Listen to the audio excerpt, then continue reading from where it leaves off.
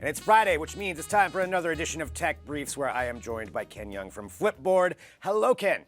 Hey, Greg. Nice to see you again. Good to see you, too. A lot to get into, as usual. Let's start it off with Jeff Bezos. So earlier this week, Jeff Bezos made a surprise announcement that he was going to be donating $10 billion to help fight climate change. Now, the thing is, that's great, $10 billion, that's not anything to sniff at, that's some good money, but what is it actually going to do? What's it actually going to be used for? That's one of the questions we've kind of been debating all week, and I don't feel like we've got a lot of answers on that. I mean, that's the typical MO for these type of things, right? It's like, hey, I'm making this grandiose announcement saying I'm going to use my wealth for X, Y, and Z, and praise me for this and don't question how it's actually going to happen. Trust me, it will happen, right? And that's kind of where we're at right now.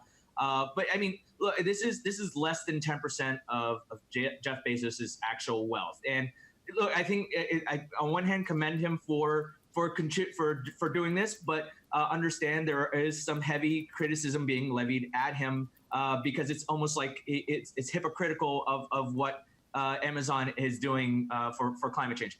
Look, $10 billion to save the world from climate change, great. But also climate activists are saying, well, okay, but what about how is this actually going to be donated? I mean, this is going to be donated to activists. It's going to be donated to NGOs and scientists.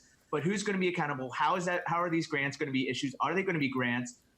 Who's going to be managing this? Will it be Jeff Bezos or will it be somebody else that he designates? These are questions that Recode has asked immediately following the announcement. But then you also wonder, like, look, Amazon itself is doing business with oil and gas companies providing their machine learning and the cloud service. And Amazon has been, their carbon footprint, I believe in 2018, was over 44 million metric tons. And you look at a report in the New York Times that how much their packaging is contributing to the environmental crisis as well. I mean, there's like over 11 million packages that were delivered to New York City alone in 1 year, according to New York Times. So, I mean, you imagine just for one single thing, like I might get an SD card from Amazon and get this giant cardboard box that I'm like, what am I going to use this for again, right? Right. So there's some concern from people, rightly so, in terms of how this is actually going to play out. What is Amazon actually going to do? But I think, look, this is something that Amazon has, that Jeff Bezos is putting forward. He did sign the climate pledge last year, although he announced that immediately right before employees were going to protest. And employees themselves are saying, look, Amazon, great, but also hypocritical. You have an external communications policy that threatened to fire us for speaking out about climate change. So that's who goes? I don't know who's winning out on this. Right, and there's even the Amazon group, the Amazon Employees for Climate Justice. They've got a Twitter account, and even they're saying like, okay, cool, but that doesn't really change anything that we're doing here with Amazon. So it's like you're playing both sides of the coin, and what does that actually mean? Yeah, we'll have to see what shakes out with it. I mean, again, I want to encourage somebody for donating money. That's great, but what's it being used for? And you have to take it kind of with a grain of salt when it comes to Jeff Bezos. Even though it's $10 billion, it's a really small percentage of his wealth. So read more about that at Digital Trends and Flipboard, of course. Continuing on here with some other trending news this week. Let's talk about streaming television. That is something we haven't brought up for a little bit, but the streaming television wars are very much in full effect, and there are more services coming out this year. In case you didn't know, you have HBO with their HBO Max. That's going to be rolling out here later this year. You've got the Peacock network, but CBS, they are now going to be expanding their All Access network. So this is because of their re-partnership with Viacom. Now they have access to all of these Viacom brands, as they call it, a house of brands, and they're going to be bringing a lot more of these in to the platform that they have already. There's going to be kind of a 3-tier system. There's one that's free using Pluto TV. Then there's one with some ads. And there's one where you pay and you don't get the ads. But they're going to be adding in things like MTV and Nickelodeon and those kinds of channels onto this. So you're going to get those with your subscription. But you got to wonder, is that enough to really fight off somebody like an HBO Max or convince somebody to be like, well, no, I want to go to CBS All Access over some of these other ones? Are we sure that it's actually going to be called CBS All Access, or is it going to be called CBS All Access Plus now, Go On Demand, or whatever it is? I mean, I didn't wake up this morning and think, there needs to be more streaming services out there. But I think with the combination of Viacom with CBS, now Viacom CBS, there's a lot of synergies. Oh God, I can't believe you used that word, but like a lot of integrations that could happen between the two properties. And they have a host, they have a large portfolio of content. That there's no mistaking, of not only films but also TV episodes. And all of that will now be available within this new version of CBS All Access. And I think what's interesting about the deal is that it's going to put it in better competition with NBC's Peacock, which has not quite launched yet. Also with Warner Media, which HBO Now, also with Hulu Live TV, and even YouTube TV, which a lot of people do use for that. But Yeah. but CBS is falling behind in terms of the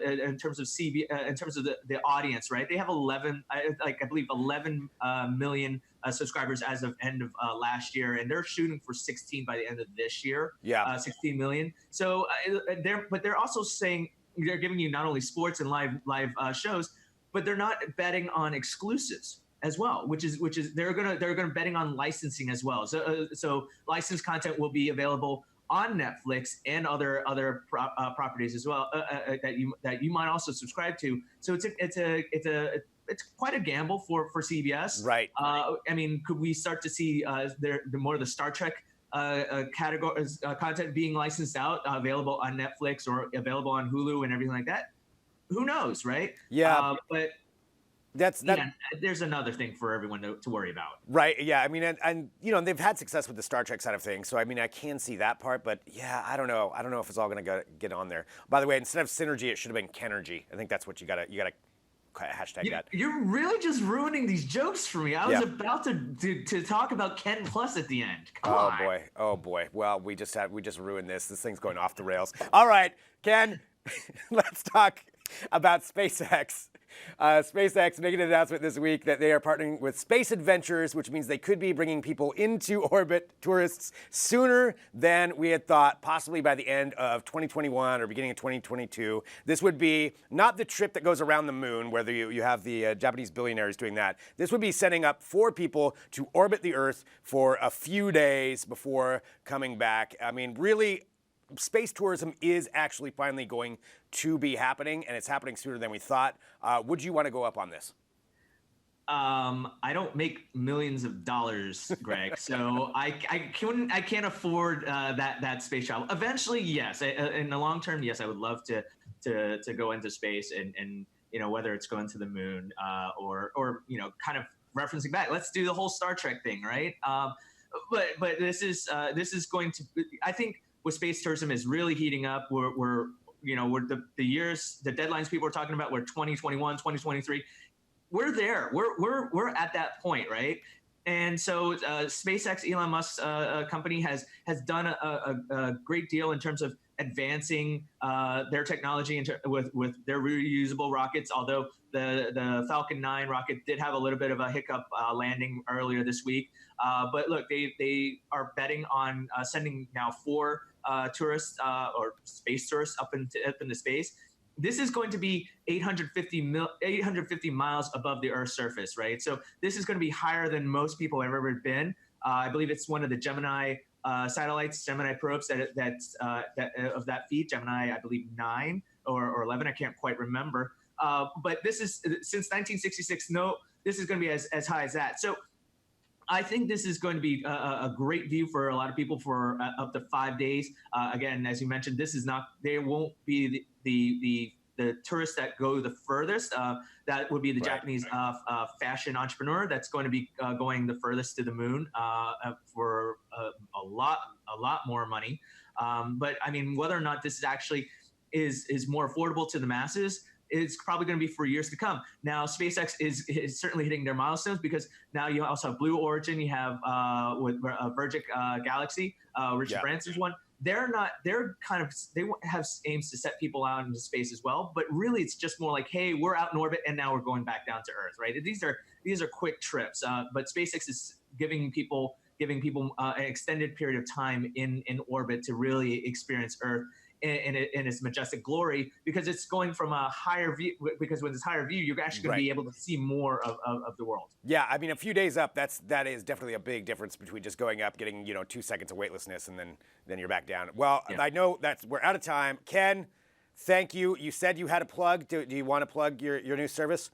Well, I mean, sure. Ken Plus available soon. There it is. Maybe. There it is. I don't know. Always soon. It's always on the horizon. All right, Ken, thank you so much. As always, I'll talk to you next week. Thanks, Greg. See ya.